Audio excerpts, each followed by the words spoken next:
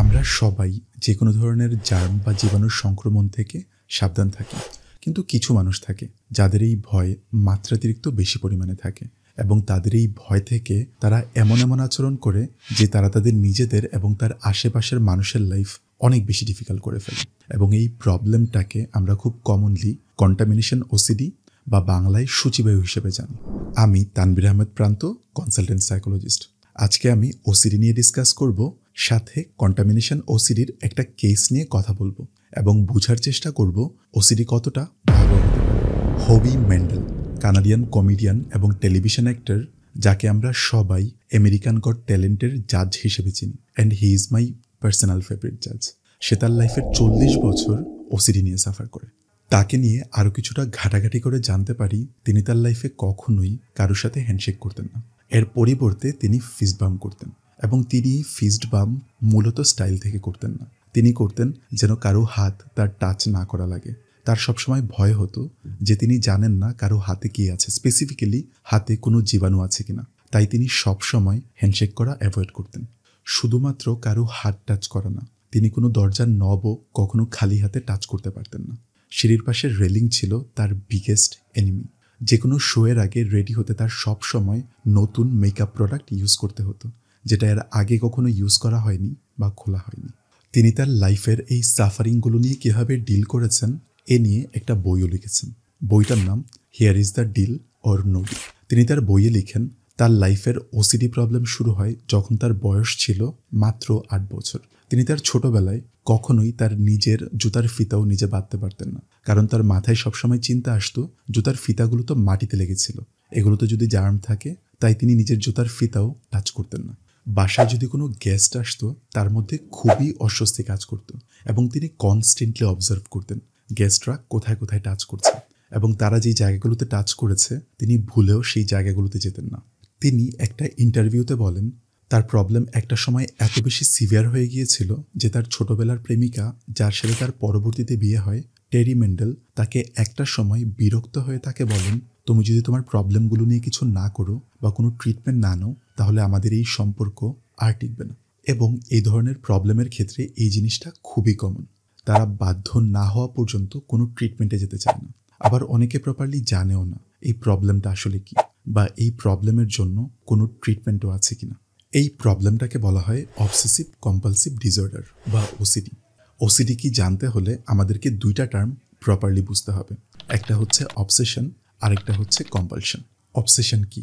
Obsession হলো কোনো একটা চিন্তা বা কিছু একটা করার আর্জ বা কোনো একটা ছবি যা বারবার একটা মানুষের মাথায় আসতে থাকে।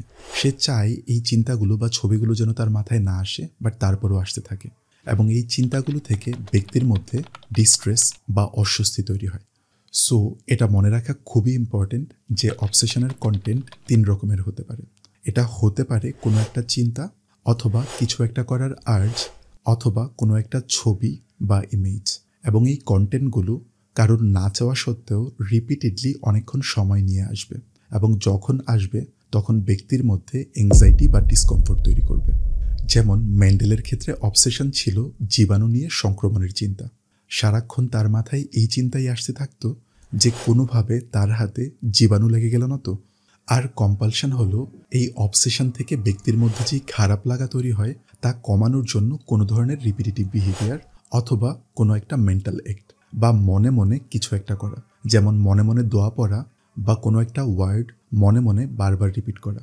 রিপিটেটিভ বিহেভিয়ার হতে পারে বারবার হাত ধোয়া বা কোনো একটা জিনিস বারবার চেক করা। যেমন মেন্ডেলের যদি কোনো চিন্তা আসতো ভুলেও কোথাও টাচ লেগে গিয়েছে, জীবাণুর সংক্রমণ থেকে নিজেকে প্রোটেক্ট করার জন্য সে অনেক বেশি সময় নিয়ে হাত ধুতো বা গোসল করত। যদিও একটা সময় পর সে এমন কিছু স্ট্র্যাটেজি বের করে নেয় যেন তার মাথায় এই চিন্তাগুলোই আর না আসে। যেমন হ্যান্ডশেক অ্যাভয়েড করা বা সব কিছু নতুন নতুন ব্যবহার করা। এই আচরণগুলোকে আমরা বলি সেফটি বিহেভিয়ার, যেগুলোই মূলত এই প্রবলেমটাকে মেনটেন করে। আর এই অবসেশন বা কম্পালসিভ আচরণগুলো যদি অনেক বেশি টাইম কনজিউমিং হয়, যেমন প্রতিদিন 1 ঘন্টার বেশি সময় নিয়ে নেয়া, এবং একজন মানুষের ডে টু ডে লাইফ মানে সামাজিক বা কর্মজীবনে যদি ইম্প্যাক্ট ফেলে, তখন এটাকে ডিসঅর্ডার হিসেবে কনসিডার করা হয়। মানসিক সমস্যাগুলোর মধ্যে ওসিডি খুবই কমন একটা সমস্যা। ইন্টারন্যাশনাল ওসিডি ফাউন্ডেশনের একটা রিপোর্ট অনুযায়ী ইউএসএতে প্রতি ১০০ জনের মধ্যে একজনেরই এই প্রবলেম হয়। মানে প্রায় ২০ থেকে ৩০ লাখ মানুষের ওসিডি আছে। এবং বাংলাদেশের ২০১৮-১৯ সালের একটা সার্ভেতে পাওয়া যায় বাংলাদেশের অ্যাডাল্টদের 0.7% অ্যাডাল্টরাই ওসিডি নিয়ে সাফার করছে। এবং আমি শিওর এই নাম্বারটা এখন আরও অনেক বেশি। আর পৃথিবীর কোন দেশের মানুষ সবচাইতে বেশি ওসিডি নিয়ে সাফার করছে জানেন? যদি জানেন সেটা কমেন্ট বক্সে জানাবেন। এই প্রবলেমটা এত কমন হওয়া সত্ত্বেও মানুষ এই প্রবলেমটা নিয়ে সাফার করার একটা বড় কারণ হলো মানুষ এই প্রবলেমটা নিয়ে এখনও প্রপারলি ওপেন আপ হতে চায় না। মানুষ তাকে নিয়ে কী ভাববে এই ভয়ে, অথবা তার প্রবলেমটাকে কেউ প্রপারলি বুঝবেই না এটা ভেবে। যেমন মেন্ডেলের ক্ষেত্রে মেন্ডেল অ্যাক্সিডেন্টালি একটা ইন্টারভিউতে তার এই প্রবলেম নিয়ে প্রথম কথা বলার পর তার মধ্যে ভীষণ ভয় কাজ করছিল। তার মনে হচ্ছিল তার একদমই তার প্রবলেম নিয়ে কথা বলা ঠিক হয়নি। তিনি সবার সামনে তার ফ্যামিলিকে ছোট করে ফেলেছেন। সবাই এখন তাকে নিয়ে কী ভাববে। তো তার এই ইন্টারভিউয়ের পর একদিন সে হেঁটে কোথাও যাচ্ছিল, রাস্তায় হঠাৎ তাকে একজন এসে বলল, আমারও সেম প্রবলেম আছে, thank you for opening about this. এবং এটা শোনার পর তার ওই দিন এত বেশি রিলিফ ফিল হয়েছিল যে সে আসলে একা না। আমি নিজেও হসপিটালে যখন প্লেসমেন্টে ছিলাম তখন কোভিড ছিল। একদিন ওয়েটিং রুমে একজনকে দেখি অন্যজনের হাতের ছবি তুলছেন, যে তার হাত ধুতে ধুতে একদমই সাদা করে ফেলেছে। সো কৌতূহলবশত আমি তাকে জিজ্ঞাসা করি, আপনি কেন তার হাতের ছবি তুলছেন? তিনি বলেন, কোভিডের ভয়ে আমি নিজেও অনেক বেশি হাত ধুই, আর আমার বউ একদমই বিশ্বাস করে না এই প্রবলেম আর কারো থাকতে পারে, তাই ছবি তুলে নিয়ে যাচ্ছি, বউকে দেখাবো। তাই আপনার যদি এই সমস্যা থাকে তাহলে নিজেকে একা ভাবার বা ভয় পাওয়ার কিছুই নেই। এটা খুবই কমন একটা সমস্যা এবং এটার প্রপার ট্রিটমেন্টও আছে। আপনার মনে প্রশ্ন আসতে পারে, এই অবসেসিভ কম্পালসিভ ডিসঅর্ডার কী কারণে হয়? ওয়েল, এটার বেশ কিছু কারণ হতে পারে। যেমন কারো ক্ষেত্রে জেনেটিক্যাল কারণে বা জন্মসূত্রে এই ডিসঅর্ডার হতে পারে। মানে তার বাবা মা বা তার কোনো প্রথম সারির আত্মীয়, মানে তার চাচা, খালা, ফুফু, কারো যদি কোনো মানসিক সমস্যা থাকে তাহলে ওই ব্যক্তির বড় হয়ে এই সমস্যা হওয়ার চান্স থাকে। আবার অনেকের পরিবারের কারো কোনো মানসিক রোগ না থাকলেও সে যদি ছোটবেলায় অনেক বেশি প্রতিকূল পরিবেশের মধ্যে দিয়ে বড় হয়, যেমন তার বাবা মা বা স্কুল কলেজ যদি অনেক বেশি স্ট্রিক্ট থাকে, সেক্ষেত্রেও এই ডিসঅর্ডার ডেভেলপ হতে পারে। আবার অনেকের ক্ষেত্রে কোনো একটা খুবই ডিফিকাল্ট বা স্ট্রেসফুল এক্সপিরিয়েন্সের পরও এই প্রবলেম শুরু হতে পারে। যেমন মেন্ডেলের ক্ষেত্রে তার বয়স যখন ৮ বছর ছিল তখন তিনি ফ্লোরিডাতে একটা ফ্যামিলি ট্রিপে যান।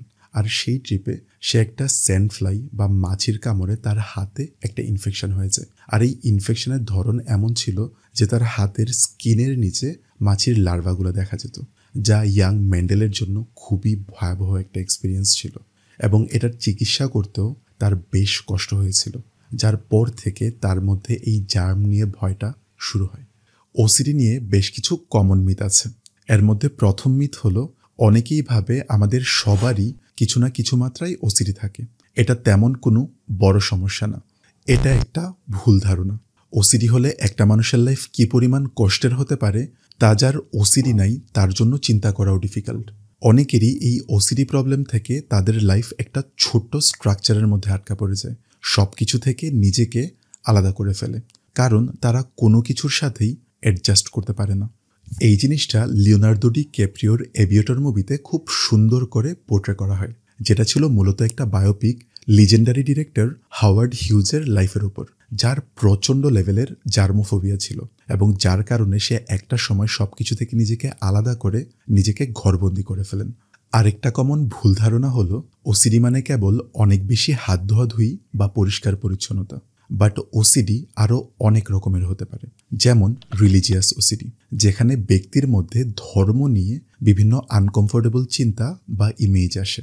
তারপর ডিজিজ বা রোগ রিলেটেড ওসিডি, সেক্সুয়াল থট বা ইমেজ রিলেটেড ওসিডি, অ্যাগ্রেশন বা ভায়োলেন্স রিলেটেড ওসিডি, অথবা ডাউট বা সন্দেহজনিত ওসিডি, যেখানে ব্যক্তির মধ্যে সব কিছু নিয়েই সন্দেহ কাজ করতে থাকে, বা কোনো একটা কাজ করার পর তার মধ্যে সন্দেহ কাজ করতে থাকে সে কাজটা ঠিকমতো করেছে কিনা, যার কারণে সে বারবার চেক করতে থাকে।